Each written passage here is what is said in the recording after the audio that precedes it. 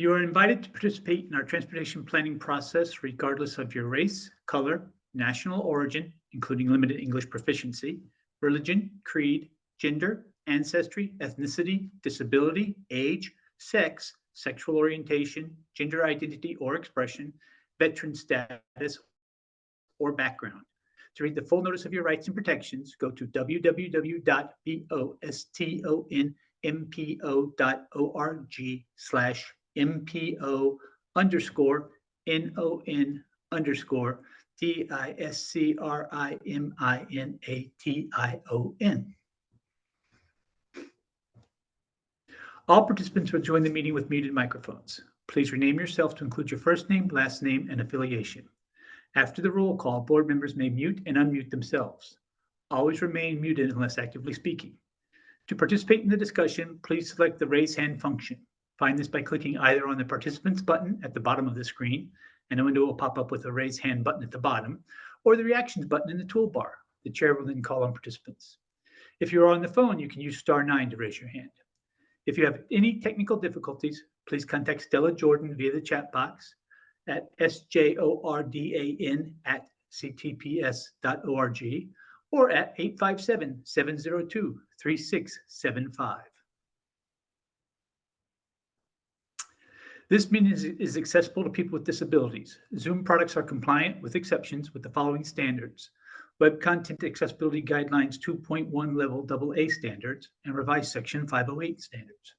If you require any additional accommodations in order to participate fully in this meeting, please contact Stella Jordan of the MPO staff at sjordan@ctps.org or 857-702-3675. And the first item on the agenda is the introductions. I'm David Moeller. I represent Acting Secretary Monica Tibbet-Nutt here. Please call the roll. Mass DOT seat 2.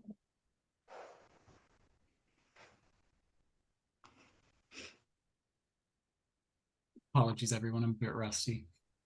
All right. This is John Bouchard, MassDOT, representing Highway Administrator Jonathan Gulliver. Thank you. Mass DOT Highway Division. I believe I saw John Romano. That's me, John. MBTA.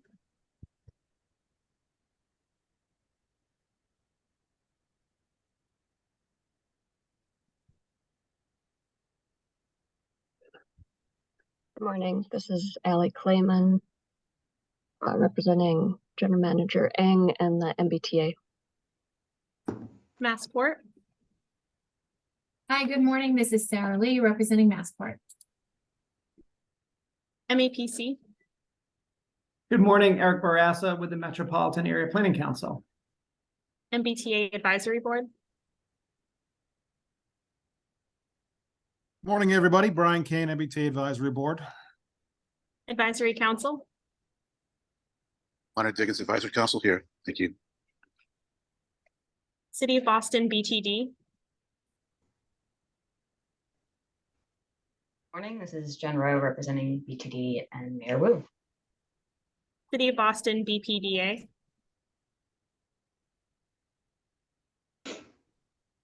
Not seeing Jim Fitzgerald or Joe Blankenship. Thank you. At-large city, City of Everett. Good morning, Jay Monty representing Mayor DiMaria and the City of Everett. At-large city, City of Newton. Good morning, David Kozas representing Mayor Ruth Ann Fuller and the City of Newton. And I think maybe Matt Moran is trying to get your attention to introduce himself. I see.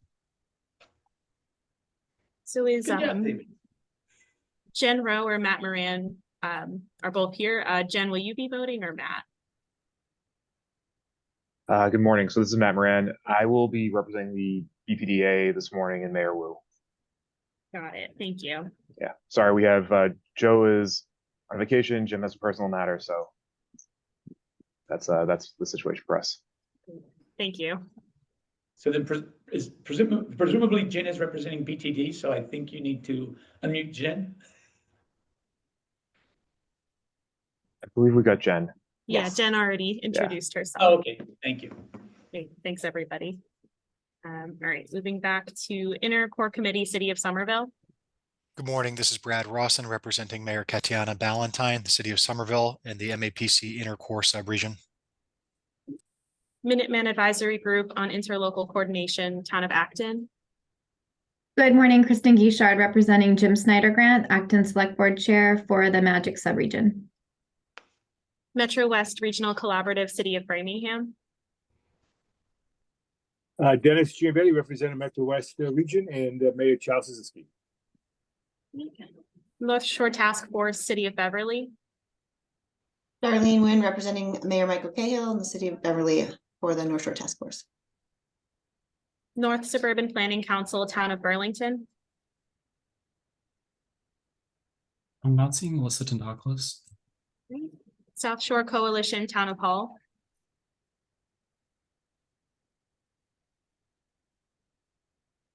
I'm not seeing Chris DeLauro or Donna Purcell. Great. Southwest Advisory Planning Committee, Town of Medway. I'm not seeing Peter Pelletier. Great. And Three Rivers Interlocal Council, Town of Norwood, Neponset River Regional Chamber. Good morning, Tom O'Rourke from the town of Norwood, representing the Trick subregion. And our ex officio members, Federal Highway Administration.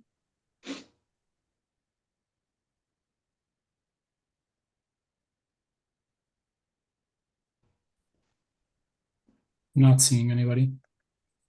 And Federal Transit Administration.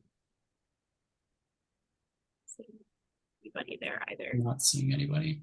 I do see Jay Motti and John Romano's hands raised though. John Romano, did you want to unmute and introduce yourself? Yep, John Romano from Mass DOT here. Did I get everybody? John Alessi, did I call you?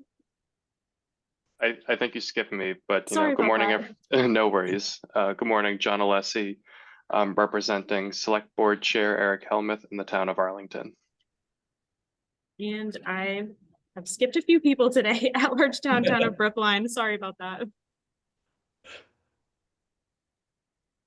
Rob King, I think I saw your hand up. Yep, sorry, I wasn't able to unmute. Good morning, everyone. Rob King, representing the town of Brookline, and Select Board Chair Bernard Green. All right.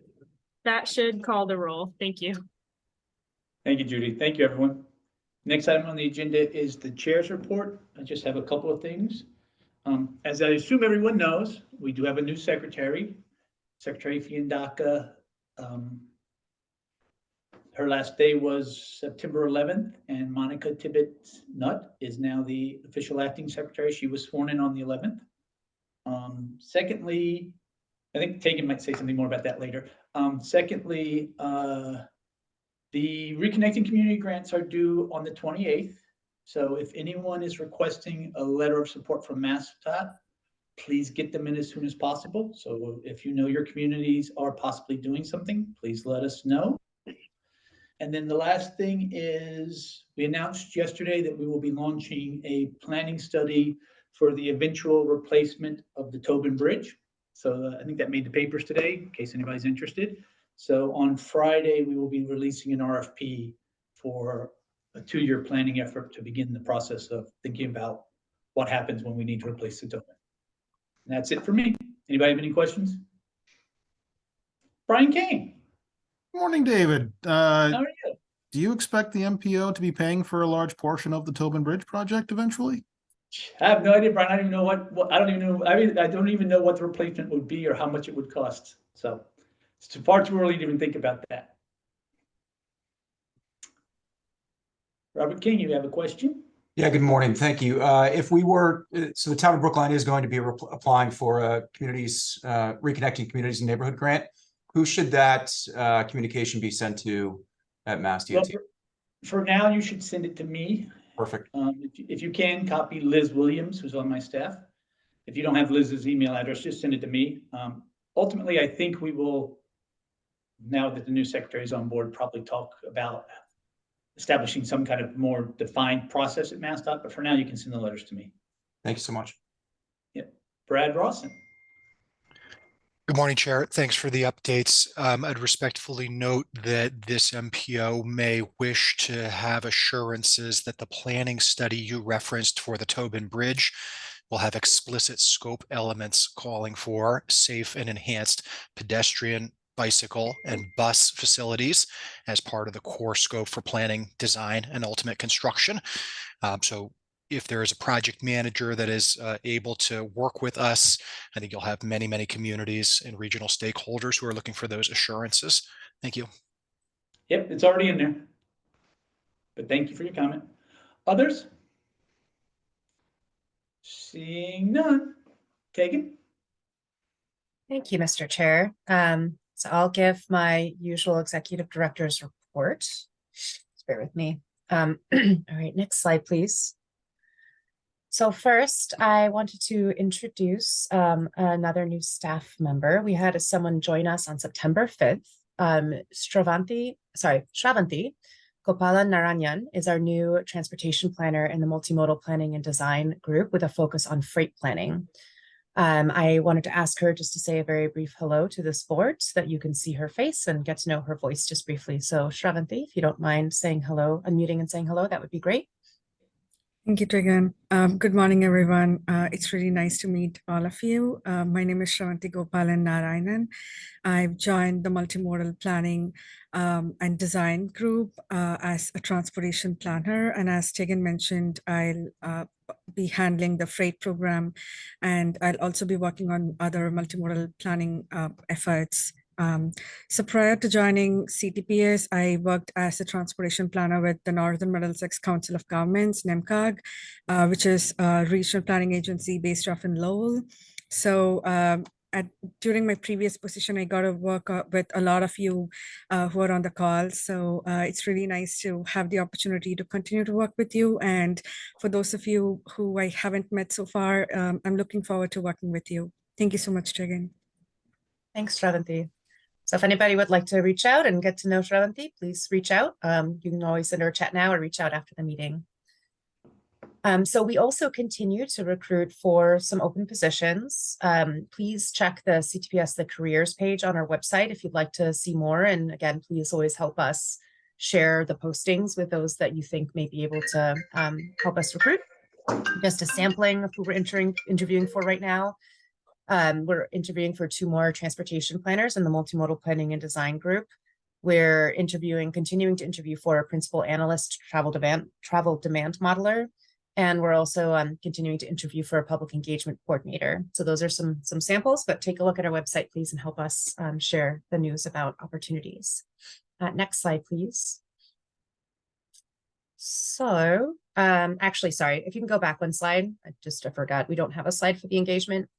My fault. So I wanted to highlight that next week is the annual conference for the National Association of MPOs, or AMPO, as I often refer to them. We have actually 4 staff from the Boston Region MPO attending this year, and 2 of us are presenting. So Rebecca Morgan will be presenting in a pre-conference workshop on grant writing related to the Safe Streets and Roads for All grant funding program that MPOs have been applying to across the country. And then also Stella Jordan will be presenting on centering engagement in transportation equity studies as a part of a session on innovative public engagement. And she will focus on the Blue Hills study as an example of that. And then also many of us will be attending the Moving Together conference, MassDOT's annual conference on October 4th. So I hope to see many of you there. And you should see a number of our staff. We also will be presenting there as well. Our manager of communications and engagement, Sean Rourke, will be presenting on a panel with a theme of increasing multimodal access to green space, which again will focus on our work in the Blue Hills study. Next slide, please. So for today, there are 2 action items for you all to consider to vote. The first is to release for a 15-day public review period, and Betsy will talk more about that, to release a coordinated public transit human services transportation plan. Again, Betsy Harvey will talk a bit about that. And then there's also a work scope, which is applying conveyal to tip project scoring. And that's a federal fiscal year 24 UPWP study. And Shirley Gamurthy will be presenting on that. Next slide, please. You'll have a number of presentations today as well. We'll give you an update and ask you to discuss the Transit Transformation Program, which is the investment program formerly called Transit Modernization. Ethan Lapointe will talk about that today. Also, there will be a presentation from Ethan again about the newly established TIP Process Engagement and Readiness Committee. If you recall, this is a committee we're piloting. It's been put in the operations plan, and it will kind of focus on doing a deeper dive into some of the process engagement and readiness elements of the TIP process. Then you'll also see a presentation from Sophie Fox on an MPO-funded study called Lab and Municipal Parking. And then lastly, you will hear a presentation from Miranda Briceño from Mass DOT about the Safe Routes to School infrastructure and signs and the lines grant solicitations. Next slide, please. So these are the next meetings. We wanted to list them out all the way through November. We do have 2 meetings a month, but you'll notice in November, we've changed the date a bit.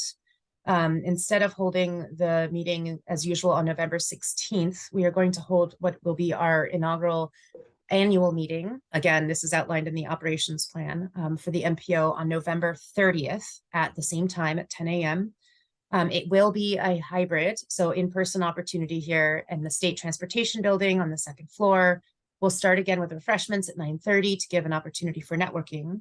And if you'll recall in the operations plan, the idea, one of the key points of the annual meeting is to invite the secretary to attend and preside at the meeting. And the acting secretary, Monica Tibbetts-Nutt, has tentatively accepted that invitation to attend the meeting on November 30th. So more details to come as we develop the agenda and layout for that meeting.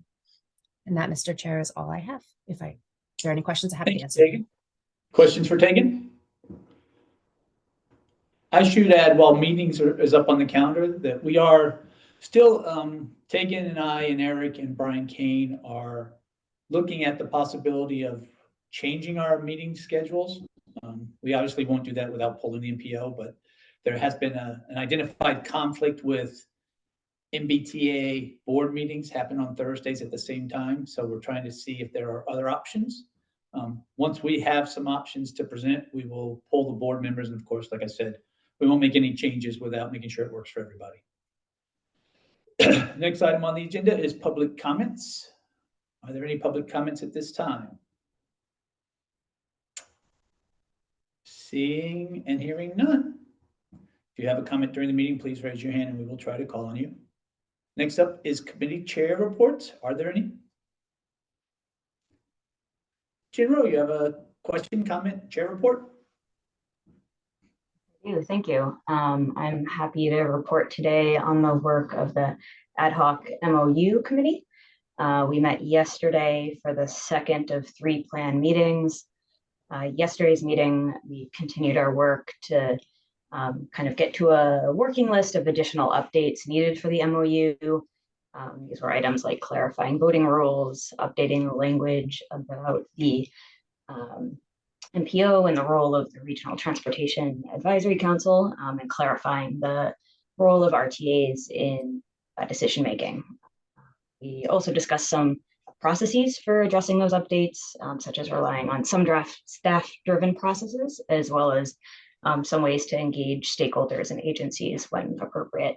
We anticipate having the 3rd and final meeting in October to discuss and finalize our recommendations to bring back to the November meeting. That's all I had. Thank you, Jen. Any questions for Jen? Thank you. Thanks for standing in for Tom. Next item on the agenda is the Regional Transportation Advisory Council report. Thank you, Mr. Chair. We had a meeting a few weeks ago, and it mainly focused on the transit transformation project meeting, and so we did a nice workshop with Ethan and Logan. I think it was productive, and very excitingly, we had a tour of the Massport, last week, and I want to express appreciation to Sarah Lee and Stella Jordan for putting that on. It's a really very impressive operation they have out there, and Sarah made it clear to me the role that the MPO has in making sure that we can get the freight off the board and into the rest of the region. So thank you once again. And our next meeting is going to be on October 11th, and we will be putting the agenda together after this meeting. Thank you. Thank you, Len. Any questions for Len? Seeing none, next item on the agenda is the approval of the minutes for July 20th. Can I get a motion and a second to approve the minutes? And please state your name for the record. Eric Barassa. Good morning, Eric Barassa. I will make a motion to approve the July 20th MPO meeting minutes. Thank you. Brian King. Second. Thank you. Motion have been made and seconded. Are there any comments, changes, questions, or suggestions? Seeing none, please call the roll. David Muller, Yes. John Bouchard, John Bouchard, yes. John Romano, John Romano, yes. Allie Playman, This is Allie. I wasn't at that meeting, so I think I will abstain. thank you. Sarah Lee, Yes. Eric Barassa, Eric Barassa, yes. Brian King, Kane, yes. Leonard Diggins, Yes. Jen Rowe, Jen Rowe, yes. Matt Moran, Matt Moran, yes. Jay Monty, Jay Monty abstain. David Kozis, David Kozis, yes. John Alessi, John Alessi, yes. Rob King, Rob King, yes. Brad Rawson, Brad Rawson, yes. Kristen Guichard, Kristen Guichard, yes. Dennis Giambetti, Dennis Giambetti, yes. Darlene Wynn, Marlene Nguyen, yes. and Tom O'Rourke. Tom O'Rourke, yes. Motion carries, Mr. Chair. Thank you. Next item on the agenda is the Coordinated Public Transit Human Services Transportation Plan. Whenever you're ready, Betsy. Thank you, Mr. Chair, and good morning, everyone. I'm Betsy Harvey. I'm the Transportation Equity Program Manager at the Boston MPO, and I'm here to ask for your vote to release the Coordinated Public Transit Human Services Transportation Plan, or Coordinated Plan, for a 15-day public comment period. Because the Coordinated Plan is developed entirely through public engagement process, we felt that a 30-day public comment period, kind of the typical length, would be redundant, but we do value any input from folks about the Coordinated Plan in full now that it's complete, and do look forward to hearing any public input and comment on that plan. The review draft is posted on the MPO calendar for your review. As recommended by Federal Transit Administration guidance, the MPO updates the coordinated plan for the MPO region every 4 years to align with the release of our long-range transportation plan. As required by FTA, the purpose of the coordinated plan is to guide applicants in the Boston region in developing funding proposals for FTA's Section 5310 discretionary grant program, Enhanced Mobility of Seniors and Individuals with Disabilities. In Massachusetts, it's known more commonly as the Community Transit Grant Program, or CTGP. The CTGP provides funding for projects that meet transportation needs of seniors and people with disabilities when existing transportation services are unavailable, insufficient, or inappropriate to meet those needs. So the types of projects that might be funded under the program include more traditional capital projects such as passenger vehicles, support equipment like dispatch systems, and transit services that support ADA complementary paratransit. Funding can also go to more non-traditional projects like travel training, volunteer driver programs, wayfinding, and accessible vehicles for ride sharing, taxi, or van pooling. Recipients may be municipalities, the public or private transit operators, or nonprofit organizations. In recent years, projects in our region funded by CDGP have included things like funding for scheduling software to reduce the number of unfulfilled trips for older adults and people with disabilities in Somerville, Cambridge, and Medford, funding for the town of Brookline to develop train-the-trainer curriculums and supporting materials for transportation topics, funding for Revere Rides to expand its city-sponsored transportation programming to meet the growing demands of older adults and people with disabilities, and Mystic Valley Elder Services Connect a Ride Alliance to hire transportation coordinators to administer a mobility network and rider program for older adults and people with disabilities. Now, for a project to be eligible for CTGP funding, it must address the need identified in the coordinated plan for their region. So this is really to help improve coordination among human service transportation providers and public transit operators in the region, reduce duplication of services, and help applicants shape their projects to meet the most pressing human service transportation needs. And so the coordinated plan document accomplishes these things by identifying the transportation needs of people with disabilities and older adults, and identifying regional priorities for transportation investments and initiatives for human service and public transit. So to identify those needs and priorities, we undertook a lot of public engagement, which I mentioned is kind of the core of work of the coordinated plan. It underlies pretty much all of the entire document. We engaged stakeholders and members of the public, including seniors and people with disabilities, nonprofit organizations, transportation providers, to gather feedback about transportation needs for seniors and people with disabilities, and to discuss potential strategies and actions to address those needs. As I mentioned, we coordinate the development of the coordinated plan with our long-range transportation plan, and this year was no different. We conducted engagement in conjunction with the development of Destination 2050. A lot of that engagement was done virtually due to the COVID-19 pandemic, of course, but these include things like meetings with MAPC sub-regional councils, our transit working group and regional transportation advisory council, as well as activities like the scenario planning focus group that we did as a big idea study several years ago. We also conducted several engagement activities specifically for the coordinated plan to seek additional perspectives, and that included meetings with transit providers and the institutions who serve them. We visited several regional coordinating council meetings, held discussions on the coordinated plan with coffee chats of the transit working group, as well as meetings of the advisory council. And we also hosted a region-wide human service transportation workshop with municipalities, councils on aging, disability commissions, and transit providers from across our region in order to help kind of facilitate that coordination that's so important, with breakout sessions on various coordination topics. So the coordinated plan will be released, as I mentioned, for a 15-day public comment period, and we expect then to ask the MPO to then vote to endorse the final plan at the meeting on October 19th. So I ask now for you to vote to release the coordinated plan for public review. And thank you. Thank you, Betsy. Any questions for Betsy? Lynn Diggins. Thank you, Mr. Chair. You know, I do have some comments about the plan itself. But first, a question about the comment period. Would you be willing to extend that comment period a little bit so that we could review this in the next advisory council meeting, which is going to be on the 11th?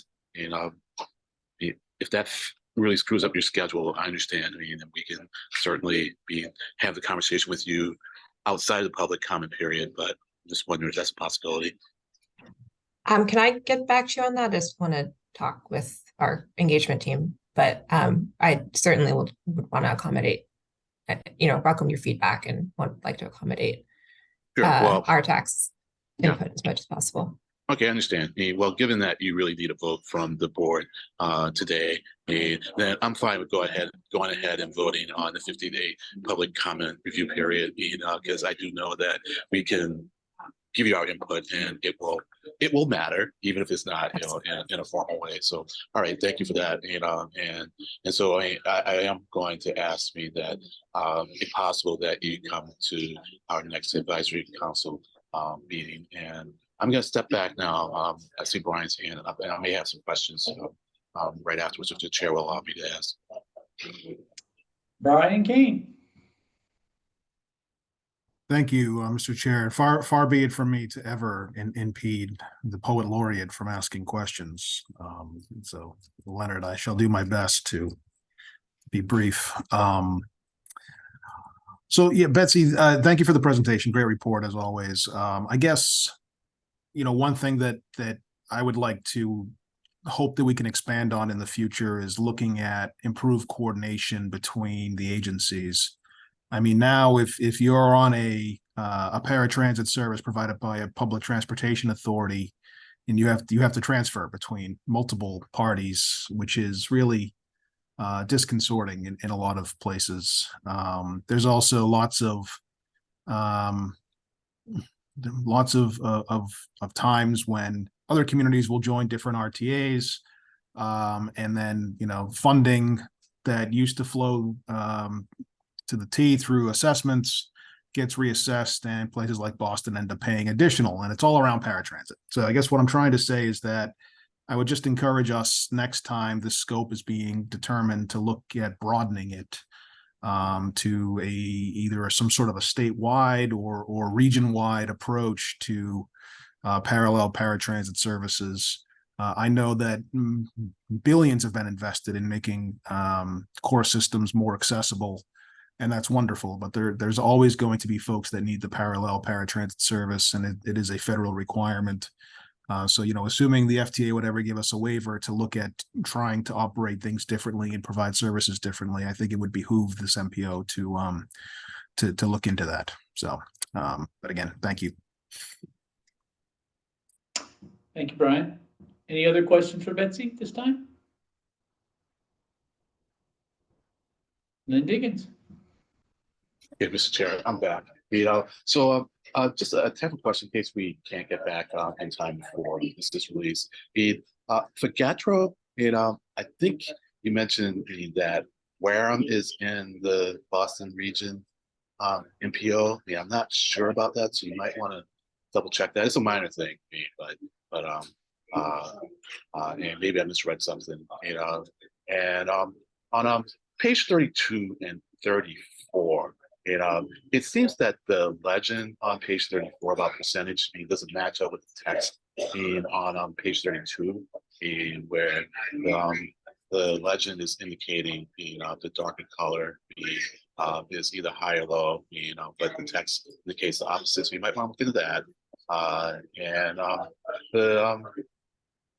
On the recommendations, on page 45, about how to help people kind of understand the possibilities. I hesitate to use the term AI because I think it's overused, but it's a notion of kind of using automation to help people figure out what options are available to them, which options are best, because I think it's just really hard to ask people to keep up with all of the changes that are happening in any given period of time. And it's not even normally the changes to the programs themselves, but even for those of us who are technically comfortable with technology, the user interfaces just change so much on things. And so as you get older, regardless of your comfort, the stressors increase, and it just becomes really difficult, I think, to ask a person to keep track of everything. So it might be helpful to try to bring some technology into the picture to help people. I can imagine this where you plug in information about yourself and where you want to go, and you get output. And it'd be nice if that were voice driven, and so just something to think about. And probably outsource the development of it in crowdsourcing type of ways. That's just a suggestion at this point. And lastly, I'll say about rankings. On page 46, figure 646, we kind of had this discussion a while ago. I'm always wary about rankings. As opposed to people just telling how important something is for them on a scale like maybe 1 to 5, 1 to 10, because when something comes last in the ranking, I think we de-emphasize its importance. And look at me, I can still feel that advertising is important. But if you're going to ask me to rank it 1 to 8, it may come out 8. But then it's kind of devalued as something that we should focus on. Now, certainly in the case of limited resources, we have to kind of rank what it is that we want. But I think that ranking would be better. We get a better sense of what that real ranking is if we ask people to just put on a scale of 1 to 10 or whatever, how much they value something, as opposed to picking it and as a rank. So that's about it. The last thing I guess on that chart, I'd be interested in seeing what the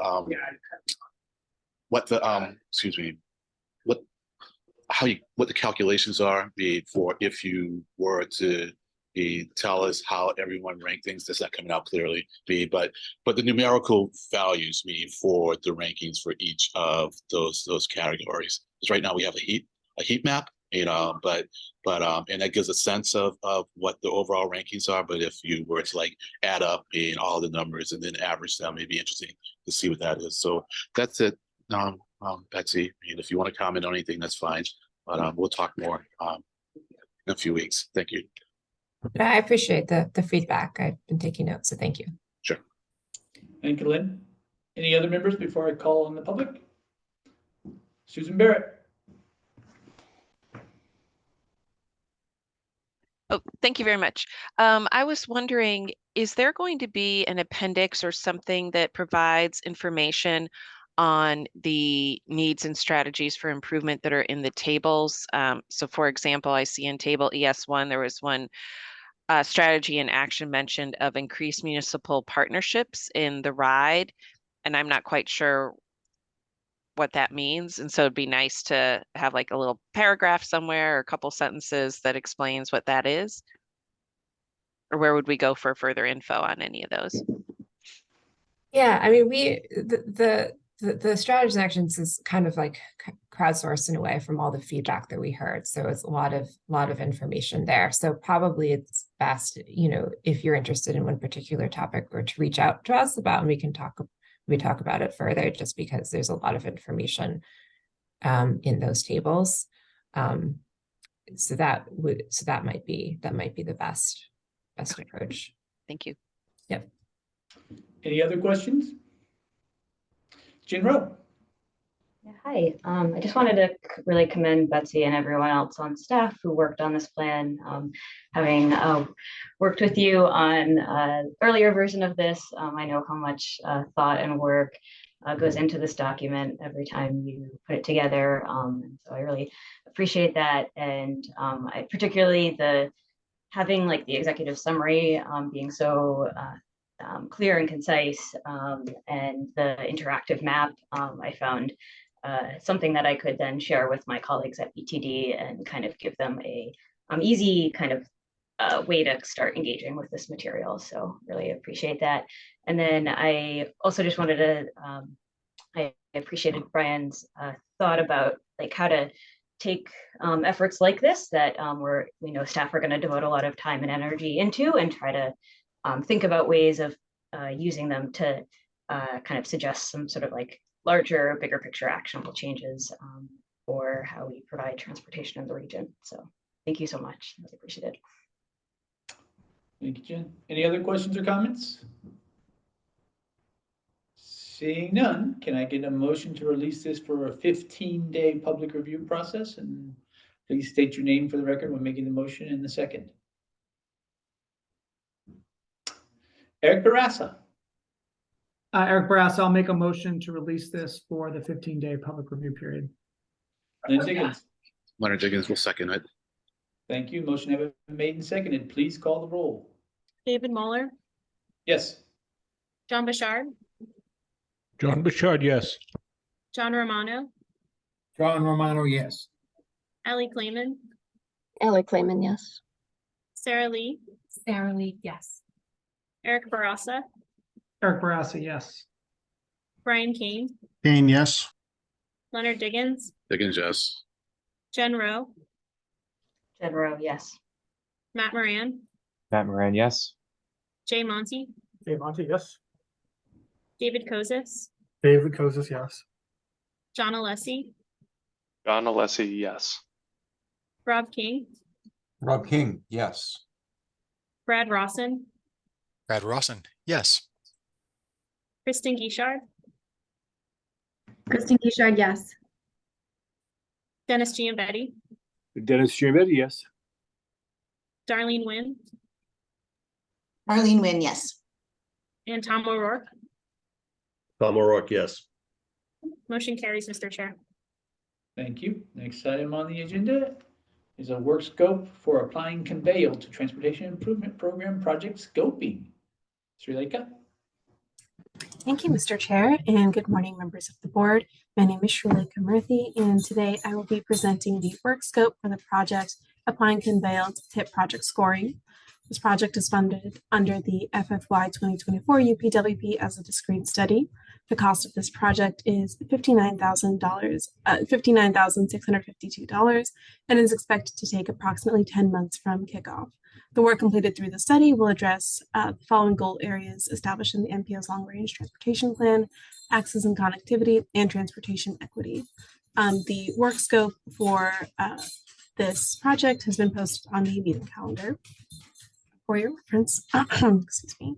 The primary objectives of this project are to determine the feasibility of using Conveyor, a web-based destination access analysis tool in TIP project scoring, to recommend metrics to use when scoring projects on destination access, and to develop a methodology and recommendations for using Conveyor in TIP project scoring.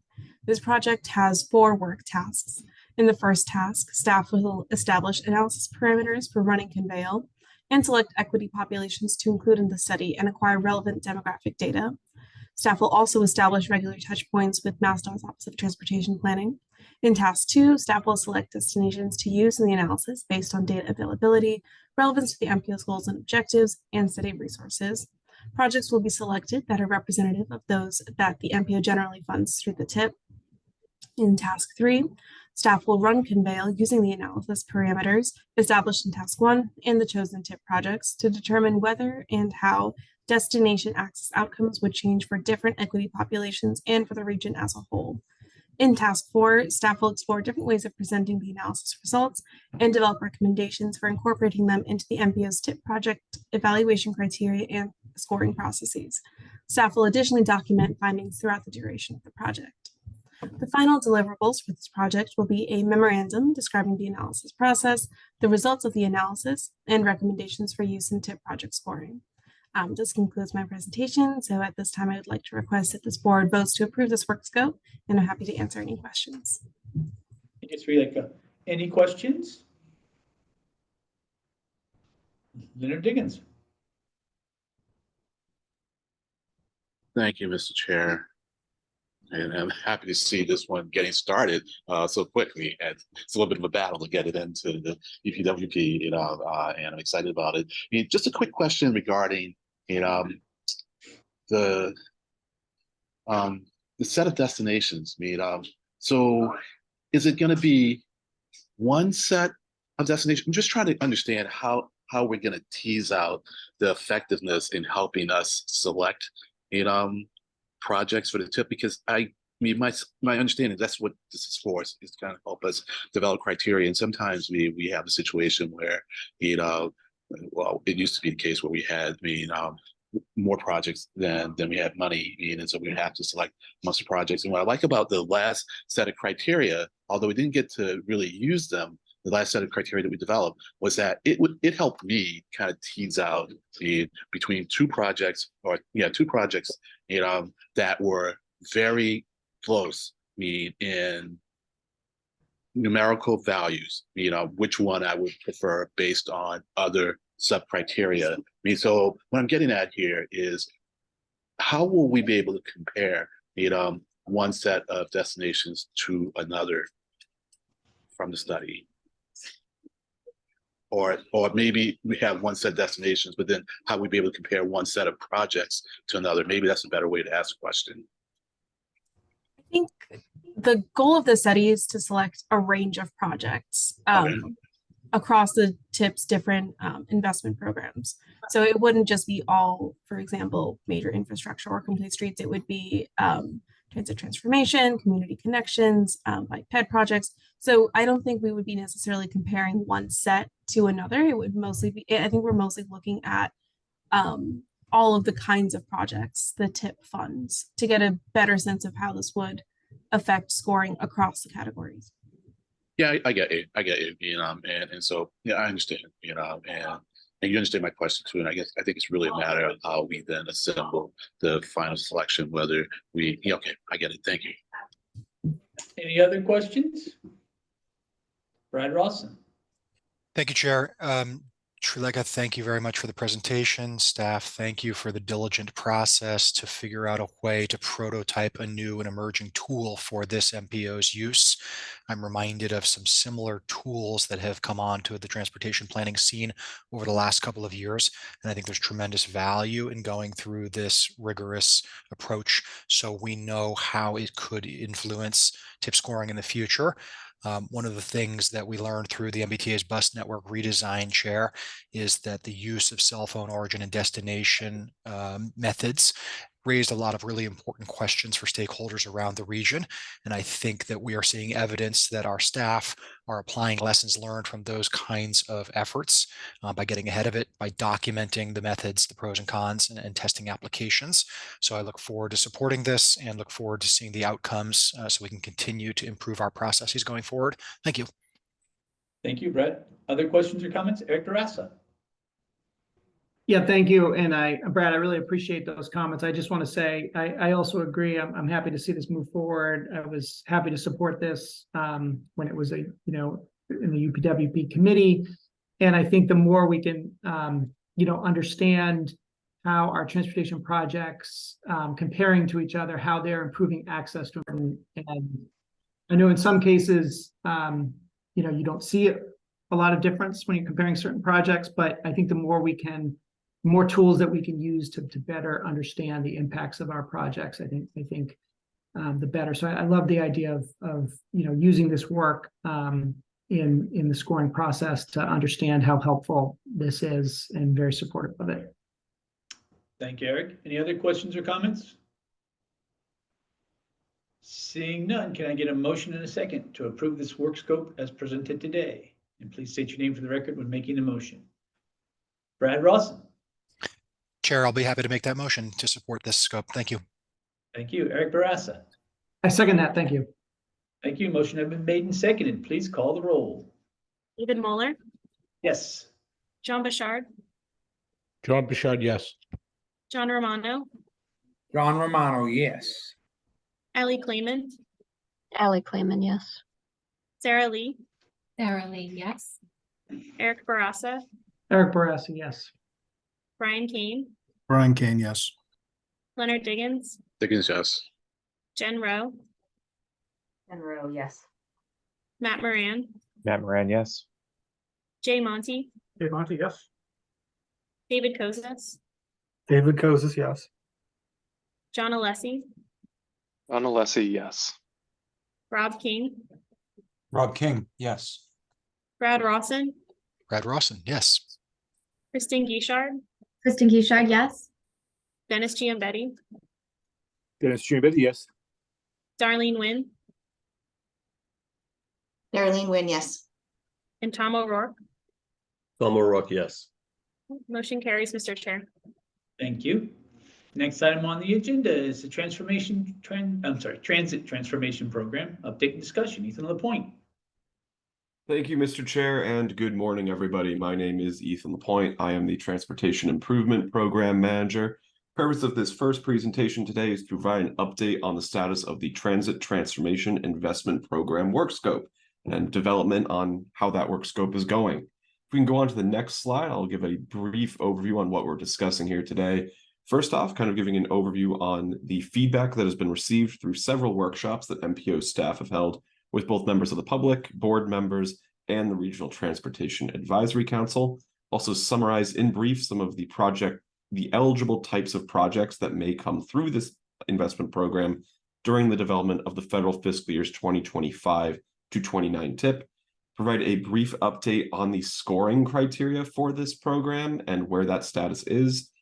Some upcoming dates as far as future deliverables, and conclude with questions and discussion. In advance of today's presentation, if we go on to the next slide, we have reposted the Transit Transformation Literature Review, which is available on the MPO calendar. This literature review summarized approximately 8 or so different sources, ranging in dates between 2015 and 2023, comparing and contrasting how different transit investment programs across the United States and even internationally have looked to improve rapid transit service in metropolitan areas, including Boston itself with the Silver Line and other parts of New England. Moving on to the next slide, Just to give some context and a refresher on what the Transit Transformation Program is, the Transit Transformation Program is a re-envisioning and a modernization of the Transit Modernization Program from Destination 2040, the previous long-range plan. The new long-range plan, Destination 2050, modified transit modernization to expand its original scope beyond a baseline of state of good repair and system preservation focus to do that same work in concert with expansions to accessibility and bolstering the resilience of the system, along with adding potential for improved accessibility to and from stations, explicitly multimodal connections here. And this has been based off of, if we go on to the next slide and the one after that, a lot of the stakeholder engagement that has been conducted as part of developing this work scope. On August 24th, staff held a MPO member workshop with 8 participants, including both board members and RTAs, to identify what project types should be eligible for application and how scoring criteria should be applied there. This same exercise was also conducted on September 13th with the Regional Transportation Advisory Council, and this forum included more municipalities and other stakeholders as well, and general members of the public. We have also had several workshops to date with the Metro West Regional Transit Authority, with the most recent kind of summary one conducted on September 6th. And there is an MBTA workshop scheduled on October 13th to do a deeper dive into their needs for their programs and to sort of function as a capstone for several discussions we've had to date on different kinds of eligible projects within the bus rapid transit or other kind of investment program area. We've also had some conversations here and there with other municipalities in the Boston region who may be interested in making transit improvements through this program in future TIP cycles after the fiscal 25 year. We are still working with the Cape Ann Transportation Authority to try and identify a time where we may meet with them to identify their needs. If we can move on to the next slide, much of the feedback that has been obtained through our discussions with these various stakeholders has been around funding priorities, namely looking at the actual levels of funding that have gone into the transit modernization program versus the target level of funding set by the LRTP. The graphic shown on screen here illustrates in that kind of cut out of the pie chart of 5% the total amount of funding that is set aside each year for the transit transformation program. This amounts to approximately $6.5 million, but traditionally transit investments supported by board members have been made well above that amount, which I will get to later in this presentation. There's also the matter for balancing different needs across subregions as the transit system in the Boston region differs between different contexts locally and, of course, within the inner core. This necessitates an analysis for identifying new kinds of project types outside of necessarily inner core station improvements, but also ways to improve accessibility to and from commuter rail stops, etc.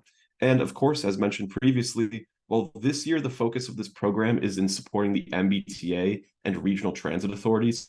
Staff are working to identify ways to provide municipalities with direct access into this investment program in future iterations of, I should say, future TIP cycles. I will also mention that right now, the existing investments that municipalities can make in transit signal priority and bus lanes, which are currently under community connections, will still be provided under the Transit Transformation Program, but those opportunities may expand in the future. This is intended to further the stated investment priorities of this program in improving the accessibility of the transit system, improving station capacity and multimodal improvements to and from those facilities, generating improvements to transit equity, reinforcing a state of good repair for the transit system in order to ensure that we have a resilient system resistant to future hazards and current hazards that the system faces. If we move on to the next slide, this feedback is generally summarized here through an activity we held through a platform called Mentimeter at both of the workshops. The graphic on screen illustrates a consolidation and an average of priorities expressed by MPO board members and attendees of the Regional Transportation Advisory Council as far as where investment priorities should fall. The top 3, I should say, highest investment priorities were in accessibility improvements, station capacity and multimodal improvements, and in transit equity improvements. That said, there was still modest support for general state of good repair, resiliency infrastructure, the electrification of transit facilities, and fleet modernization. And naturally, there's elements of overlap between each of these categories. They are not mutually exclusive either. If we continue on to the next slide, to get more into kind of specific projects, some of the very high level takeaways here is that there is a need to promote partnerships between municipalities and their regional transit authorities. This not only means the attempt to perhaps set design standards, but also identify transit improvements that transcend municipal boundaries for complete comprehensive corridor enhancements. There's also interest in, as mentioned previously, further expanding municipally prioritized projects through this program and expanding eligible projects for municipalities to pursue in future years. And again, this is currently limited only to transit signal priority and bus lane projects. There is still interest in incorporating more street furniture and small scale improvements, including bus stops, shelters, wayfinding signage, and also stormwater capture and treatment facilities. If we move on to the next slide and to kind of begin a discussion on project eligibility, and the next slide, we are scoping project sizing right now for this program based on that $6.5 million set aside I mentioned earlier. Within this set aside, we are targeting project funding sizes of $250,000 to $4 million, but this set aside could function as a backstop for costs for larger scale projects, in which the MPO does not just fund the whole cost of a project, but may fund a portion of a project's cost. Such has been the case with the Columbus Ave Phase 2 projects, which have been funded twice, first in federal fiscal year 2022, and most recently in the 24 to 28 tip cycle in federal fiscal year 2024. There's also the opportunity, given that the MPO may be flexing highway dollars to federal transit administration dollars, to fund projects across multiple years. So even with a $6.5 million set aside, it could fund a project that is, to use the example of Jackson Square Phase 2, $11.75 million between fiscal years 24 and 25, hypothetically.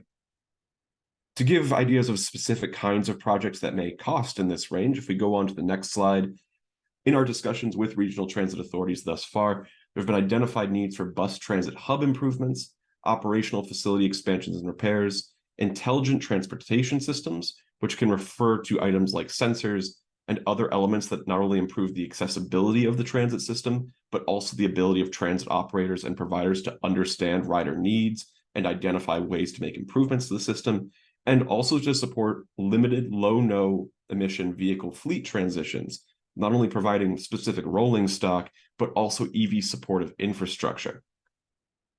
And if we move on to the next slide, how these projects get evaluated remains under development. So if we go on to the next slide, later this week, so effectively by Friday, staff are hoping to circulate draft transit transformation scoring criteria on a scorecard. This is draft criteria and will remain in development pending further feedback. We're hoping that board members, once this criteria is in hand, can submit any feedback they may have by September 28th. I have October 5th on the screen here, but that is so that it may be in advance of the next board meeting. If we go on to the next slide to kind of contextualize where this development falls for project scoring criteria, as mentioned at the start, staff have completed their literature review and generally stakeholder feedback stage of the project of the transit transformation work scope. We are still developing the transit transformation investment program with completion kind of underway for the project scoring criteria, pending further feedback, and culminating in the development of a universe of projects for the transit transformation program, which will be presented to board members in November with the universe of projects for all other TIP investment programs. And of course, presentations to the MPO board. Specifically, if we go on to the next slide, we have some upcoming dates here. So again, by September, actually, I think it's 29th, it's whatever the Friday is, because I believe September 30th is a Saturday. We are looking for the provision of feedback for development of the transit transformation program by board members. We're hoping that there will be final transit transformation program approval with a memo associated at the October 19th MPO meeting. And of course, TIP applications opening November 1st, so that those seeking funding through this investment program may pursue projects in the federal fiscal years 2025 to 29 TIP. With that, if we go on to the next slide, that is all I have for discussion on this topic today. So I'd be happy to open the floor to any questions. Thank you, Ethan. Questions for Ethan?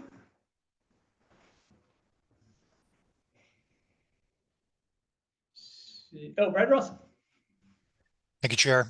Ethan, thank you very much for the presentation. You've got a great group of municipalities here today. Are there any commercials that you and we should offer to this group? I'm thinking of dialogue opportunities between municipalities and MBTA or RTAs to inform the feedback that you are seeking a week from now, on the 29th. And then, of course, the more formal milestones in November. Are there examples of specific project opportunities or partnerships that we all should be fleshing out at this time to get ready for FY25? One of the main things that I would mention right now is to continue working and discussing project ideas that you may have. For example, transit signal priority projects with the MBTA, if the MBTA serves your region, and of course, discussing other items with the Metro West Regional Transit Authority. Moreover, if municipalities are looking to initiate highway projects like a complete streets project, we are more than willing to encourage that those municipalities also work with transit providers to move projects forward there. The Transit Transformation Program is just one of the new initiatives that we're advancing with the 25-29 tip, the other one being the project design pilot. So even if there are no projects that may be kind of sitting in the hopper ready in this first year of the program, we're more than happy to consider other ways to support kind of longer term ambitions for improving transit in the region. Thank you, Ethan. Other comments, questions from MPO members? Seeing none. Thank you, Ethan. Next up is TIP Process Engagement and Readiness Committee. And this is again, Ethan Lapointe. Thank you, Mr. Chair. So for my second presentation today, the purpose of this presentation is to discuss the Transportation Improvement Program's Process Readiness and Process Engagement and Readiness Committee, excuse me. For an overview of this presentation on the next slide, I'll start off with a discussion on why this committee is being established and expected role and commitment for those who may wish to volunteer for this committee, culminating again in a discussion on role, dates, etc. On the next slide, to kind of discuss how a need for this committee was identified, based on the MPO's operations plan, the MPO operation plan called for an additional forum for not only project proponents and MPO board members, but other stakeholders to better understand project developments that were coming before them for a vote, not only based on the region's regional target funding, but also for MassDOT's statewide highway projects and other transit projects as well. This arose from a concern expressed by many board members regarding the need for timely information sharing for all projects, not only related to cost increases and changes in readiness that may prompt delays, but also how scopes may change over a project's life cycle. The idea here is to incorporate feedback from members earlier in the TIP development process as well, not only to help inform the TIP universe of projects, the kind of cloud of different projects that may seek regional target funding in a given TIP cycle, but also how scoring criteria may be revised, re-envisioned, and redeveloped, and how project scores emerge in the first place. There's also a need for more additional information earlier in the process to develop programming scenarios for new projects. This is the result of some TIP development challenges that have been seen over several TIP cycles on this slide. First off, as I will get to with some graphics shortly, are trends in the number of regionally prioritized projects seeking funding through the regional target program, and an inverse relationship between funding availability and the readiness of projects to utilize that funding. There's also the new investment programs in the federal fiscal years 2025 to 29 TIP that not only have new scoring criteria, but also may be adjusting based on realized trends within those investment programs. And naturally, there's also the need where even though programs may exist and may currently be bearing fruit and having a large number of projects coming out of them, investment programs that the MPO offers should be accessible to all municipalities in the region and also easy to understand and navigate. To expand further on the downward trend in applications, if we go on to the next slide, generally what the MPO staff have witnessed is a decrease in non-community connections applications. For reference, the Community Connections program, shown by the orange bar on screen here, only represents 2% of the MPO's regionally prioritized target funding. The navy blue bar shows the 98% of funding that is generally allocated to all other investment programs. While the Community Connections program has gained popularity in recent years, as it has kind of matured since its advent in the federal fiscal years 2021 to 25 tip, by the 2024 to 28 tip, staff have witnessed a decrease in the total number of projects outside of that investment program from 17 applications down to 8 applications. This has happened in tandem on the next slide with a significant increase in funding availability. As many may recall, there has been more formula funding for not only regional target projects, but also MassDOT statewide highway projects under the bipartisan infrastructure law, in addition to some changes in how debt is serviced at the state level. This has led to a very significant increase in total amounts of overall regional target funding to support these projects, to say little of any of the federal discretionary grants that have also become available in this time, which projects may also seek funding through, such as the Safe Streets and Roads for All program. Effectively, if we look at the accessibility portion and how this funding is actually being used and allocated, to look at the federal fiscal years 2024 to 28 tip, 65% of all municipalities in the Boston region do not have a project in the tip that uses regionally prioritized tip funding. Further, once one adds in the layer of MassDOT funded projects as well, only 41 out of 97 41 of 97 municipalities, or 42%, had no projects in the tip whatsoever. In addition to a 5-year analysis, just because sometimes large-scale projects end, and this kind of picture changes significantly, staff also look at the period between federal fiscal year 2011 and 2028. Over that fairly long period of time, 33% of all municipalities in the Boston region have not had a project that received regionally prioritized funding from this body. That is 32 municipalities. Should also be noted that 7 municipalities have had no projects in the tip, regionally prioritized or MassDOT funded, since before 2011. And it's worth noting that this is not for lack of trying, as all 7 of these municipalities have active projects in the tip universe. Now, 4 of them have very recently, within the past month or so, had conversations with MPO staff about moving these projects forward. To go further, if we move on to the next slide and kind of talk about where this committee will fall in to help address some of these challenges, the graphic shown on screen here in the navy blue on top shows a potential committee schedule based on the general layout on how a tip cycle commences. In the green on the bottom shows the general tip development cycle for a given year. Starting off, a potential committee at the start of a federal fiscal year may hold a tip cycle kickoff meeting and review the universe of projects to identify, for example, if any projects or general themes may be missing from this universe. Is, for example, a certain investment program like intersection improvements particularly underrepresented in a given subregion where there may be a large number of issues? This helps to move further into December before the scoring process begins for applied for projects to review the projects that have been received thus far for application and discuss them before they're scored, looking at the scoring process in more detail, identifying what criteria may be applied to them, and also stating priorities well in advance for what kinds of projects board members may want to see funded. Again, before these projects are finally scored, there will be draft scoring results shared with committee members in February, and objectives within the programming scenarios will start to be identified in February. Again, programming scenarios here generally represent a bundle of projects seeking regionally prioritized funding that would go forward in the April months of the tip for the draft, in this next case, federal fiscal years 25 to 29 cycle. As some board members may also recall, there is a tip readiness days event that MassDOT holds towards the end of the winter and early spring, which summarizes a readiness status not only on all regionally prioritized and MPO funded projects, but also all statewide highway projects. This serves as the baseline scenario, which helps to have all other funding programs built upon it.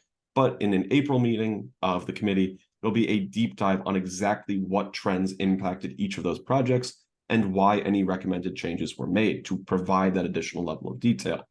And of course, in July, after the final tip has been adopted by the board, there'll be discussion around potential improvements to the tip development process and a review of public feedback in anticipation of future tip cycles. Generally speaking, the expected commitment of members of this committee will be one meeting every other month, but should the tip pick up in speed at a given point, there may be other committee meetings as needed. For example, diving deeper into the elements around a given tip amendment for a specific change, for example, or other kinds of investment program related needs. For example, like the Community Connections program earlier this past March. If we go on to the next slide, I would kind of like a call to action here, which is to request that board members volunteer for this tip process readiness and engagement committee. Under the operations plan for the MPO, members will be selected from those who volunteer for the committee. And anybody who would wish to volunteer should express interest with me, Ethan Lapointe, by September 28th. The chair, once a list is generated, will then announce members, and we are hoping that the first meeting of this committee will be in the afternoon of October 19th. With that, I would be happy to move on to the next slide and field any questions here. Thank you, Ethan. Questions for Ethan? Seeing none, I will just repeat what Ethan has said. This is a very important committee that was created because the MPO members expressed a desire for it in the operations plan. So please let Ethan know again by next Friday if you're willing and able to serve so that we can put this committee together and get things started in October. Brad? Thank you, Chair. And again, thank you, Ethan and staff, both on the MPO and DOT side, for following up on all of the important discussions we've had about this topic. I think we should all be humbled about the fact that so many municipalities have felt that they're on the outside looking in. So I appreciate you diagnosing that, Ethan. One interesting statistic that I find my mind jumping to is cases where this MPO has worked with municipalities and with Mass DOT to secure what I'm thinking of as like replacement funding. And I think that can work in two different directions. There was a case recently that I recall where the city of Chelsea had a complete streets project that was programmed for target funding. It was ultimately unable to be funded with target funding. And as a result, Mass DOT, to its credit, came in at the 11th hour and was able to provide state funding to build that important project. But then, of course, the opposite happens as well, where this MPO has surplus cash on the table and DOT partners are able to bring projects at the last minute to us. Recent examples could actually include things like the Mystic Maffa bridges in the Sullivan Square neighborhood. And I just wonder if those kinds of replacement projects are part of the statistics that can help us inform this dialogue and continue to motivate and support communities as well as our state agency partners to continue improving transparency and predictability for all of us. So just another lens on these dynamics that we're all working to identify and mitigate. I don't think I need any answer to that question, Ethan. Just wanted to articulate it for the board and express Somerville's strong interest in continuing to partner with you all to improve these processes. Thank you. Thank you, Brett. John Bouchard. Good morning, everyone. Ethan, I think I was speaking with Mr. Benevento earlier this week. He had a conflict this morning, wasn't able to participate in the MPO meeting, and he wanted to volunteer to participate with his decades of experience as a design consultant. Does he need to reach out to you through email or something like that, just for consideration, or how would you? I just want to get back to him and let him know that I opposed his volunteerism. Yes, so my email is elapointe, LAPOINTE @ctps.org. My colleague Logan just actually pasted that in the chat. If Rich wants to email me there to express interest, I will add him to the list, which I will then pass along to the chair to select committee members from. Okay, I do have your email, Ethan. Thank you very much. I'll take care of that. Thank you, John. Dennis Giambetti. Thank you, Mr. Chairman. Great presentation. Thank you, Ethan. I have a side question. You mentioned the pilot program for the design of projects. Have we promoted that to the municipalities that is available? Yes, staff have been having many meetings with different municipalities over the past few months to elevate this project. In fact, earlier when I mentioned those 7 municipalities that do not have TIP projects, of those 4 or so we have had conversations with, 3 were with municipalities actively seeking funding through this design pilot to potentially get on the TIP. Has that been well received? Generally, it's been well received. Staff also recently had a meeting with the Mass Municipal Association's I believe it's Public Works and Transportation Committee, to kind of discuss further with members of the Massachusetts Municipal Association how this project design pilot may work and how they may engage with their municipalities to provide additional resources and initiate more projects. Great collaboration. Thank you, Ethan. Any other questions for Ethan on this subject? Seeing none, again, deadline is next Friday, so please do volunteer. Thank you, Ethan. Next up is Lab and Municipal Parking Study. Sophie Fox, whenever you're ready. Thank you, Mr. Chairman. Good morning, everyone. My name is Sophie Fox, and I'm a data analyst at CTPS. Today, I'll be talking to you about the 2023 UPWP discrete study titled Lab and Municipal Parking. The study was a collaboration between myself and Rose McCarran at CTPS, as well as Audie Noshore at MAPC and others. This is phase 1 of the study, and phase 2 will be conducted in the federal fiscal year 2024. Next slide, please. So for some background information, the Boston region is experiencing a boom in laboratory and life sciences development, and CTPS and MAPC have heard from numerous stakeholders that there's a need for rigorous research to determine parameters for parking regulation at these types of properties. The MPO wants to promote access and connectivity of life science workers to their workplaces, while also being responsible with shared public space that parking takes up. So the purpose of this phase of the study is twofold. First, we wanted to gain a better understanding of the life sciences industry in the region and the part that parking plays in the development and use of these facilities. And second, we wanted to begin developing a methodology for the data collection and analysis that will take place in phase 2. Next slide, please. So as I alluded to in the previous slide, the first part of the study consisted of research. We analyzed market reports, news articles, and more to get a better sense of the state of the life sciences industry in the Boston region. We also reviewed the parking policies of different municipalities in the region and compared them to a few other life science hubs in the country. Concurrently, we are also conducting interviews with representatives from municipalities, developers, a property management company, and a transportation management association to gain more insight into how these parking policies are translated into practice. Finally, using our findings as well as the MAPC Perfect Fit Parking Study as a guide, we began developing data collection materials and began thinking about how we would like to use this data to learn more about parking supply, utilization, and demand at lab and life science facilities.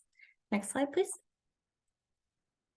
So through our market research, we learned that the life sciences industry in Massachusetts is not only growing in terms of its workforce and the number of new developments, but it is also expanding geographically from known hubs such as Kendall Square in Cambridge to more far-reaching suburbs. In the past few years, the supply of lab space has increased tremendously to keep up with growing demand. However, with recent economic changes, demand returned to pre-pandemic levels, and there was suddenly more available lab space than the market could absorb. So as a result, some developers started backing out of projects or putting them on hold, while others have chosen to play it safe and stay in Cambridge and not expand so far outward. But despite this, industry experts seem to expect that the life sciences industry will overcome these short-term challenges and persevere and grow in the long term. The life sciences industry has also seen a shift in how their workforce is commuting to work in the past few years, with an increasing amount of people driving instead of taking public transportation. In a survey given to commuters, reasons for this change include the need for faster commute times, unreliable transit service, the lack of availability of transit service where they work or live, and transit schedules that don't match up with their work schedules. So these shifting commuting patterns highlight the importance of having parking policies that accurately reflect what workers at these sites need. Next slide, please. So the amount of parking provided at a lab site is often driven by the requirements specified in a municipality's zoning ordinance. Each development is assigned a use, and each use has guidance regarding parking provision. Some municipalities that we looked at assign a laboratory or research and development use to these types of properties, while others group labs in with offices or industrial uses, even though labs often have unique characteristics that set them apart from other types of buildings. One of these characteristics that's most relevant to parking is worker density. Labs tend to have fewer workers per square foot than offices. So if the two uses have the same parking ratio of blank spaces per square foot, labs may be required to provide more parking than is necessary. However, stakeholders have also told us that lab workers are often more likely to need to work in person than office workers, which became more evident during COVID-19. So there's complexity there when we're talking about how many people are actually commuting to work. Next slide. So in our review of parking policies, we saw a pattern emerge where the amount of parking required tends to increase the farther out you go from Cambridge and Boston. Some of these parking ratios are minimum requirements and some are maximums. So the most accessible municipalities, Boston, Cambridge, and Somerville, for example, have switched from parking minimums to maximums in some or all cases to encourage the use of non-driving commuting modes. We also wanted to compare parking requirements in Boston to other fast-growing life science hubs in the US. So in San Francisco, parking minimums have been eliminated for all uses citywide, which we're starting to see more of here. And in San Diego, there are different parking requirements depending on whether the development resides in a designated transit area, which we're starting to see, which is actually similar to how some municipalities like Somerville, for example, approach their parking requirements. Next slide, please. So for our interviews, we spoke to representatives from Boston, Cambridge, Somerville, Framingham, Chelsea, Watertown, Lexington, and Woburn. We learned a lot from them, including information about their zoning ordinances and also about challenges that some have with their current parking requirements. So some policies have not been updated in a while, and they might require more parking, conflate lab uses with other uses, not differentiate between more and less transit accessible areas, or they miss updates in their transit system that impact accessibility. Others try to keep their ordinances updated, but would still like to find ways to make their requirements more robust and specialize to specific areas of their municipalities.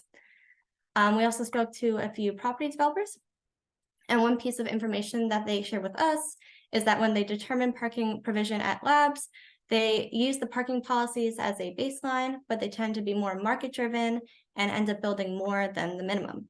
This might not be what they would like to do because parking is expensive to build, but lenders can be unwilling to finance a development unless they believe there's sufficient parking to attract tenants. Developers that finance their own projects don't feel these constraints as much.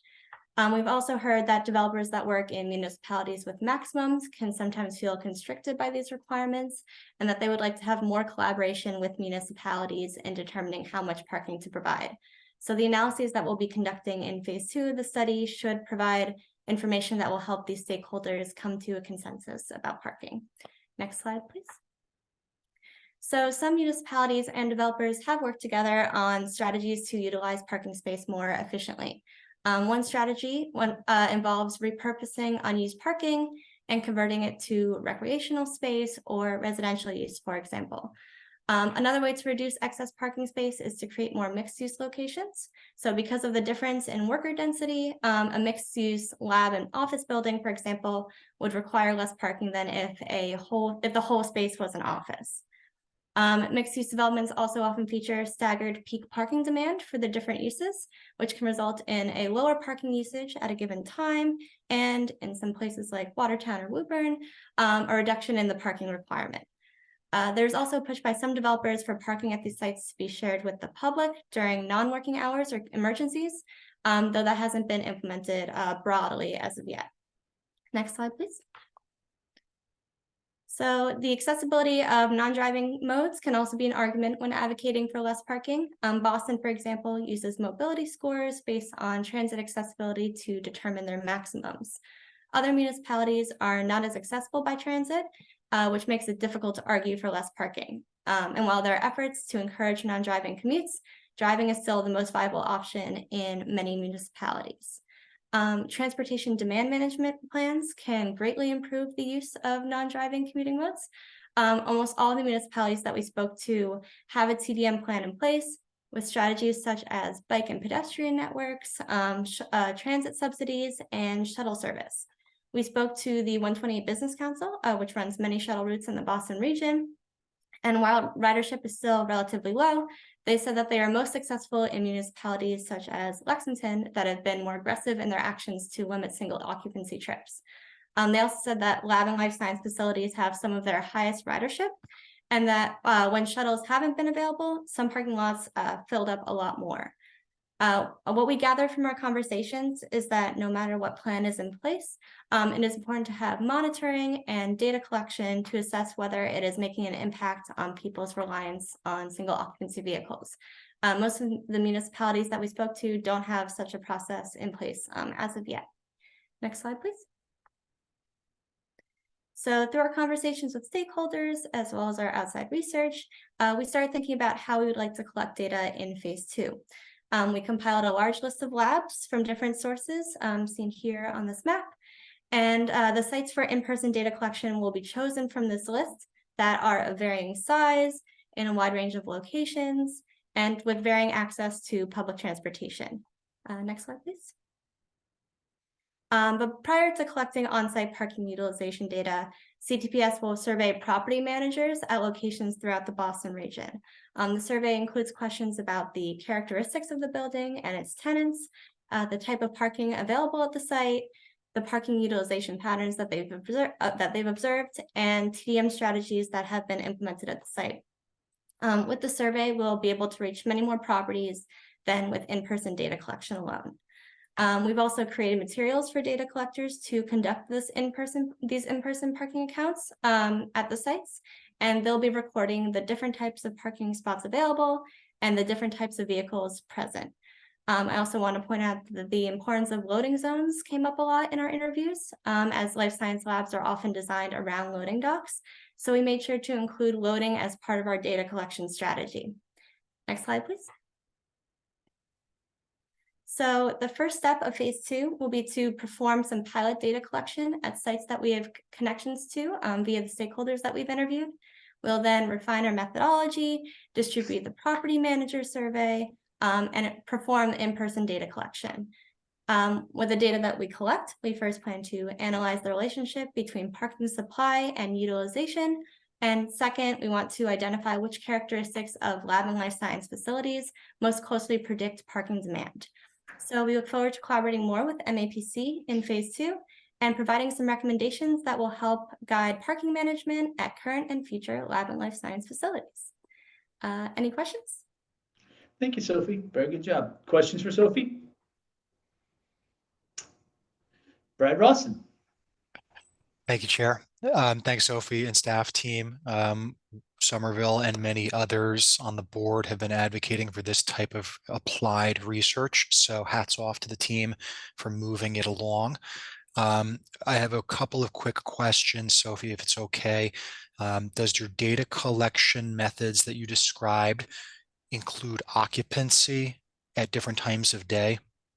Yeah, so in our survey, property manager survey, which is in Appendix 1, I believe, of the memo, what we have so far, we have questions about kind of the general occupancy of the building, how much is of the building is taken up by lab tenants, office tenants, and whatever else. And also we ask about, are there peak times of the day that we see parking, like the most parking in different times. I believe we also asked about different times of the year. And hopefully we'll get some information from these surveys that will inform kind of when we're sending out these in-person data collectors. Thank you, Chair. One more quick technical question or suggestion, Sophie. In Somerville, our regulations require office and lab developers, property owners, employers to provide annual monitoring data to us as the city to make sure that they're hitting their required mode share and trip generation targets. I would respectfully suggest that if you're going to mobilize staff into the field, it may be worth considering whether you can collect any peak hour, entrances and exits from the garages themselves And I think the reason for that is that lots and lots of science these days is being published saying there's a direct relationship between parking provision and trip generation. It seems pretty obvious when you say it that way. Yeah, if you build it, they will come. Yeah. But I think we as an industry have an obligation to strengthen the connections between land use planning and transportation planning. Transportation demand management is often the most cost-effective congestion relief mechanism available to us. So really trying to tamp down on the parking provision is going to be, I think, a theme that this MPO and our state agency partners struggle with in the coming years. So please continue to follow up with the municipalities. And I also want to note that it's not just Boston, Cambridge, and Somerville. The city of Everett has done a bunch of great progressive work. So Jay, congratulations. I know that's been a little bit more focused on the residential side of the program, but we are all learning together. And I'm so glad that this MPO is dedicating resources to pushing the envelope here. Thank you. Thank you. Thank you, Yeah, Brett. I'm glad. Oops, sorry. I just say thank No, you. go ahead. And yes, we will continue to be, involving municipalities in phase 2 and hopefully being able to talk to more that we didn't get a chance to in the first phase. Thanks for your comments. Leonard Diggins. Thank you, Mr. Chair. Yes, great memo. It makes me even more happy that we have on phase 2 and that we're released to in the upcoming UPWP or in the UPWP. So is this some discussion here that you're kind of laying out a lot of what you're going to do in the next phase? Is this essentially the work scope for that, or are we going to get another presentation on the work scope for phase 2? Yeah, so we are planning on having a work scope for phase 2. This is just kind of what we're leading into from the first phase. Great. Yeah. So do you have a sense of how many people are employed in the life sciences, in the Boston region?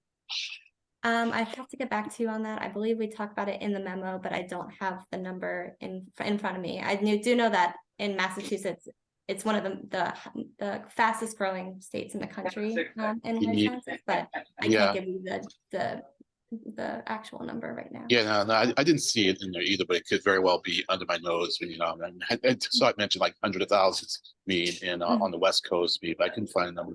I was just wondering what you were working on off of here, and so it's more of a curiosity question than anything else. But you may have some bearings later on thoughts about things.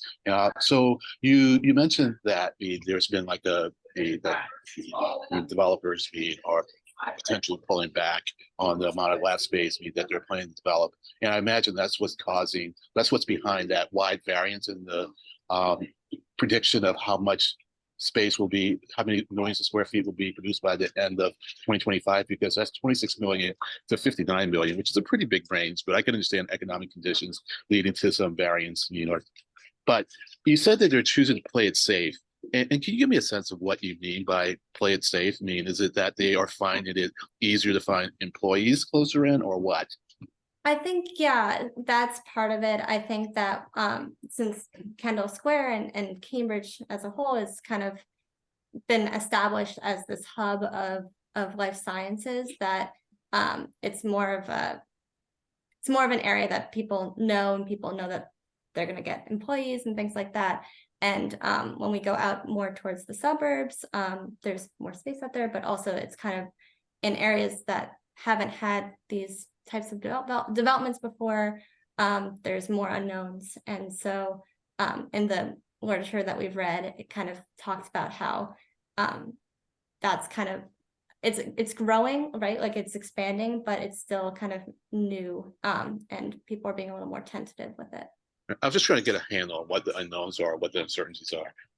Because my understanding was that what was driving people being out of Kendall Square in Boston was that it was just less expensive out there, and that was the primary motivation. And so it'd be interesting to know if they can't attract people out because they don't want to live further out or they don't want to commute. It'd just be nice to know what is behind that notion of playing it safe. I don't know if this study can get at that. I don't know if it's really relevant to what you're getting at, but I guess to a certain extent it could be, because if they're not driving out, then that would affect parking, or if they are driving out because they have no choice, that would affect parking too. So a request for page 17 where you give we show where the different developments are, left door, the different life sciences companies are. If you could do like an overlay on the roads in transit on that, that would be helpful. You Yeah, know, definitely. all right, great. And the last, well, two and they're short.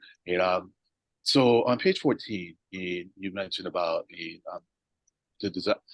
potential to do some mixed use of off-site parking. You Yeah. know, and you say that there have been some attempts to do it in Boston, but there they haven't been able to come to an agreement with how to get it done. Do you have a sense of what the barrier is or what the issue is?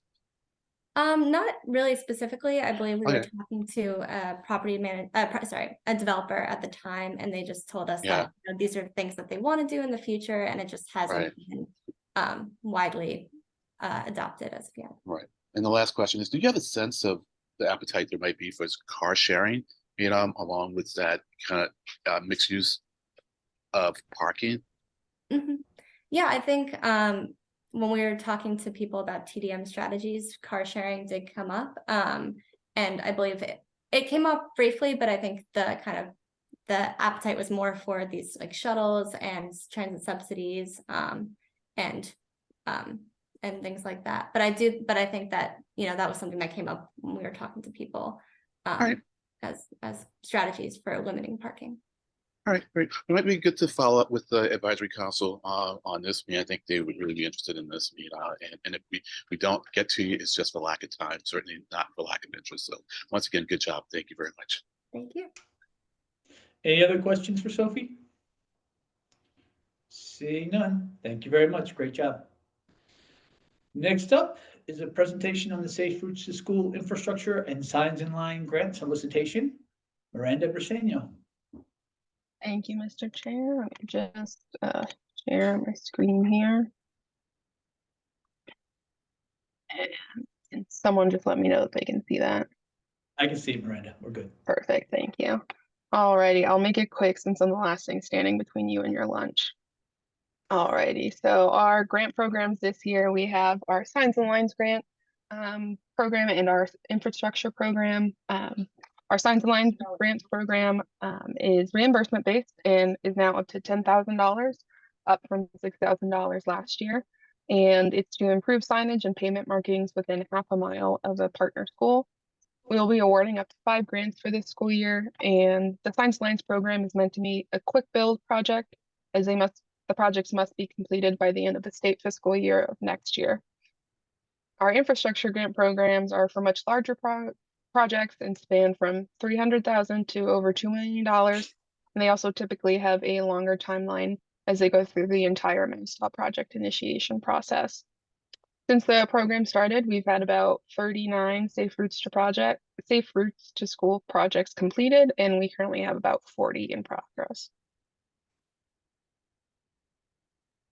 So the Signs and Lines program, eligible applicants, any K through 12 schools that have been a partner for at least 6 months as of August 23rd. So this will be the first year that high schools are completely eligible to apply for our grant programs, as they just started to become eligible to participate in the program last year. All the schools must receive public funding and show a commitment to ongoing Safe Routes to School activities. And we encourage schools that represent diverse socioeconomic communities and backgrounds to apply. Some eligible projects include the installation of MUTCD compliant signage, the installation of new pavement markings or the modification of existing pavement markings, and some non-eligible project costs under the Signs and Lines program include any recurring costs such as salaries for crossing guards or walking school bus leaders, any permitting or utility relocation or right-of-way acquisition, any pavement maintenance or school bus projects are not eligible under this program.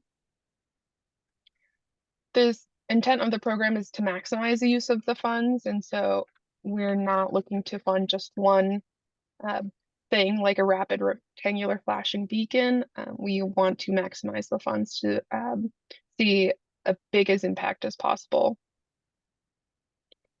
The project is reimbursement based, so the municipality will need to front the funding and that get reimbursed through AECOM, our consultant for the Safe Routes program. Municipal staff or qualified subcontractors can be used for the project. And like I said, a project must be finished by June 30th of 2024. The application for Signs and Lines is due tomorrow. It is a quick Excel application. So if there are any last minute interests in applying, it is, you still got one more day. And so for our infrastructure project program, same eligible applicants. Some projects that can be funded: transportation, construction, and capital improvement projects that improve the safety or increase the number of school children walking and biking or rolling to school, are located within 2 miles of a K-12 school or school campus, so that includes a regional school as well, and are within the public right-of-way or a bicycle and pedestrian pathway. K-12 students must be the primary beneficiaries, and all projects must be ADA accessible. Similar to Signs and Lines, projects that won't be funded are any recurring costs, any pavement maintenance, any project that suggests any travel lane widening or adding a travel lane, or school bus improvement projects are not eligible. Some examples of projects: any sidewalk improvements, whether that's the installation or the upgrading of a current sidewalk, traffic calming, crossing improvements, or the installation or upgrading of bicycle facilities. Funding for design and construction is covered through this project. No match is required, though any costs associated with any legal work, easements, or right-of-way acquisition, the municipality must absorb. And we have 3 different project cost categories, so any kind of project can apply for this program.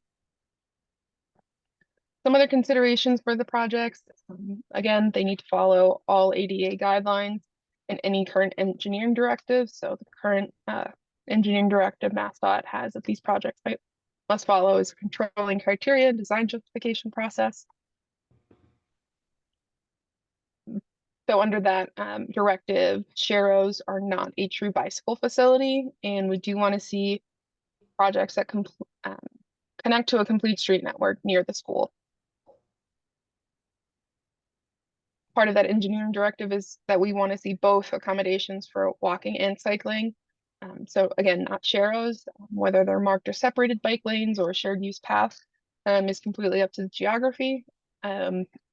Each project will be reviewed on a case-by-case basis, looking at the geography and other limitations.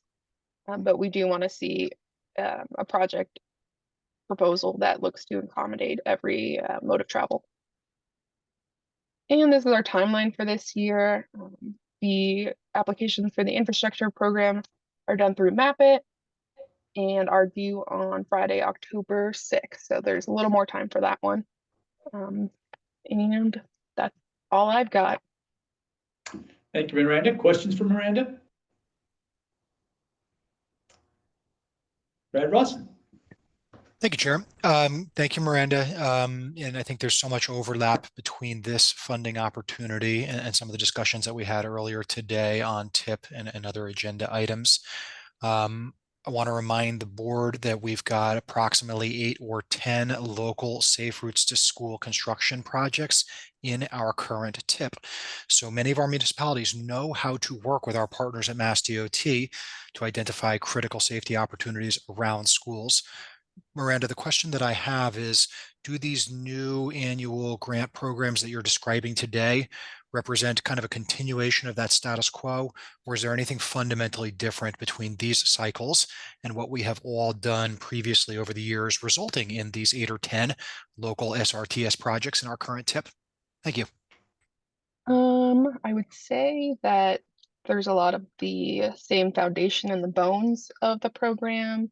I think I've only been here for about a year, so through one process, but we're constantly doing a debrief after each solicitation and each project initiation and thinking about how we can improve just the project development process, and also make sure that applications that we see are at a point that they're ready to go through that process. And so we did try and pilot technical assistance this year.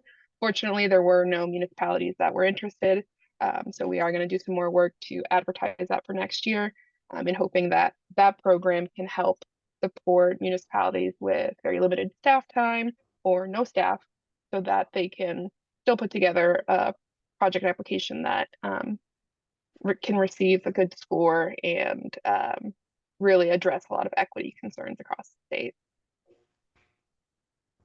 Thank you, Miranda. Other questions? Seeing none, we would again encourage everybody who's interested in getting funding that is coming from the state, not through the regional target. As mentioned, we provide the match. So we encourage all local communities who are interested in our SRTS partner schools to apply. And if you're not a partner school, we encourage you to become a partner school. Thank you, Miranda. Next item on the agenda is member items. Are there any? Seeing and hearing none, can I get a motion in a second to adjourn? And please state your name for the record. Brian Kane. Brian Kane moves to adjourn. Eric Barassa. Eric Barassa seconds that motion. Motion has been made and seconded. Without objection, we are adjourned. Thank you all very much. See you at the next meeting. Bye, guys.